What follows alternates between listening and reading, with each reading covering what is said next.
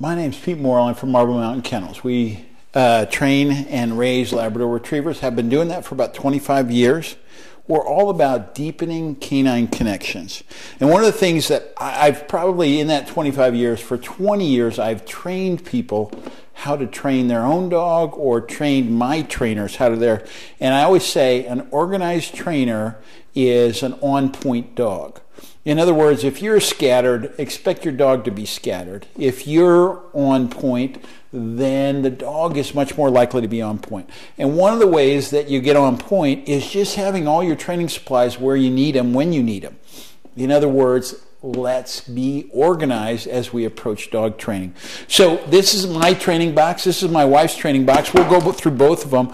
There's nothing perfect about these boxes, but this is the bare essentials of what you need. First of all, I always want, for me, we train labs, and so a bouncy ball always helps me get my dog's temperament where I want it to be. First of all, I want to probably play catch with him or fetch with him for about 2 minutes before we start training, and then maybe 2 minutes after we end training, because training is always fun. That's really what the bouncy balls are. Later on in training, the bouncy balls become a distraction when I'm asking him to sit, stay, or something like that. But it's mainly to teach him that training is fun.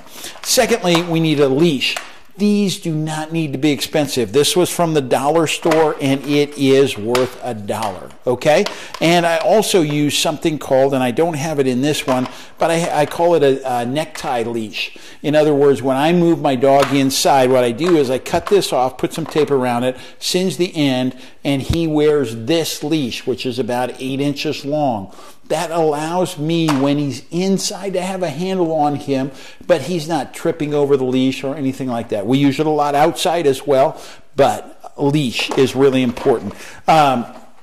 We use snacks, and I use this little clip to clip onto either my belt or my pocket, and so that means I've got snacks that are easily available. What kind of snacks do we use? We use dog kibble. It is just a little bit wider than the average puppy chow, and so I actually get dog chow, but it is nothing more than dog food, because they'll work for anything. You can, yes, you can give them filet mignon and they'll work, or you can give them their own dog food, and probably their own dog food is the best and most balanced, so now you don't have to worry about giving them something special. I have a little crate that I keep this. When I'm first training my dogs, I actually scatter the dog food on the ground so it doesn't always come out of a pouch, and then I need to restore the pouch as well. We use whistles a lot. All of our dogs know commands that are hand signals, whistles, and voice. You know what they pay the most attention to? The whistle, because we don't overuse it. Most people overuse their voice and underuse their whistle. Even my trainers, I tell them almost every time, hey, I didn't see you using the whistle that much. The whistle cuts through all the noise and gets right to them. So that's my training kit. It's not super complicated. Probably it's all of about $10 worth of stuff. My wife's got one that's a little bit more complicated. My wife is a neat freak, so she has got all the ways to clean up a mess that a puppy is likely to make, right? That's not going to be uncommon for that. So she's got some wet wipes, she's got some paper towels, whether it's they do the mess in the training room or whatever, or they just happen to have a little glob of mud on them, she can clean them up right away.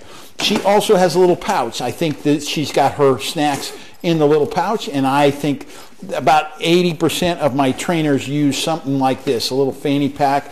A lot of times they can put their whistle or something else in the back. She also has leashes. She's got, if she has a dog, my wife has allergies, and sometimes if a dog is really shedding a lot, she can take care of that real quickly. She's got her training treats in here as well. She's got little toys that become a distraction for the dog when they're training, and then the same whistle and snap. So all we want to say is get organized, get all your stuff together. I would have 2 crates for your dog. One is just the general care crate, and the other one is the training crate. As you can see, mine's fairly streamlined. My wife's is a little bulkier. Both of them work. We like our own style, but I'm giving you the bare essentials of what your crate kit should have, or your training kit should have in it. as you're moving forward as your puppy's new trainer.